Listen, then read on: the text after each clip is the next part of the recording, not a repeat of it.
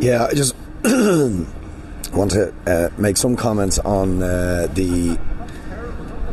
really outrageous move by the Israeli government to, quote, reprimand the Irish ambassador for comments or a tweet made by the Taoiseach about the release of Emily Hand. And I think, quite honestly, it really beggars belief that Israel, a state that over the last 5 or 6 weeks has massacred 15,000, maybe close to 20,000 innocent civilians, thousands of children, and displaced over 1 million innocent Palestinians, would have the neck to reprimand an Irish government official for completely innocuous comments about the freeing of a hostage. And I think people need to understand that, in fact, this reprimand is not particularly directed at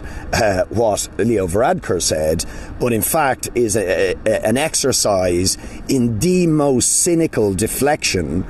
by Israel to try and distract attention from the global clamour for Israel to be held accountable for war crimes, for crimes against humanity, and for very likely genocide in its actions in Gaza over recent weeks. And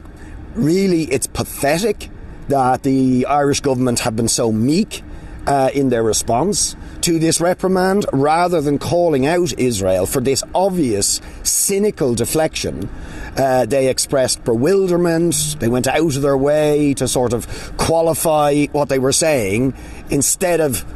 naming what Israel is doing as further evidence that this is a rogue state that is completely out of control and that needs to be held accountable and punished for the massacre it has inflicted on Gaza, and which it is promising to recommence very likely in the coming days. So we will be seriously challenge the government. To our mind, this reprimand is further evidence of the need to expel the Israeli ambassador from this country and to impose very severe and significant sanctions on the state of Israel for its crimes in Gaza and for its ongoing crimes of apartheid, of ethnic cleansing, and of illegal occupation. In that regard, we will also be calling on our government to cease engaging in any trade with Israel, particularly in the area of arms. I mean, we're for a complete boycott and sanctions in terms of Israel for its crimes, but Deputy Murphy here, Paul Murphy, got a PQ answer in the last week which showed that one of the major Israeli arms manufacturers, Elbit Systems, that produce much of the weaponry that was deployed to kill people in Gaza, that the Irish government has €4 million worth of contracts with this Israeli arms manufacturer over the last few years. Now, we think that is absolutely outrageous, that the Irish government should be in any way supporting or sustaining the Israeli arms industry when those arms are being used to massacre and kill innocent civilians. Just last thing I just want to briefly comment on, and I know there's a lot on the agenda this week, but later in the week the new planning and development bill is coming in. There's an awful lot of stuff in it, but one of the things we will be saying, in the light of the absolutely shocking, shameful new record figures on homelessness in this country, is that this is further evidence of the failure of the government to deliver the scale of social and affordable housing necessary to address this absolutely dire housing and homelessness crisis. And one of the things we will be seeking to amend the planning and development bill is to dramatically increase the required provision of social and affordable housing in developments, in new developments. Currently,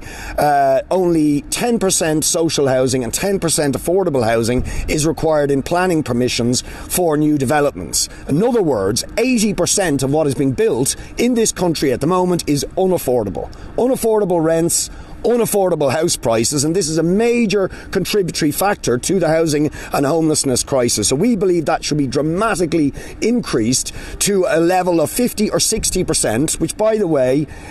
places like Vienna in Austria have those sort of conditions. What is the point in building stuff that nobody can afford in the midst of a housing crisis? So we believe there should be a radical change in planning and development policy in this country to ensure that the housing that is built is actually affordable for ordinary working people, because it is clear the housing and homelessness crisis is spiralling out of control.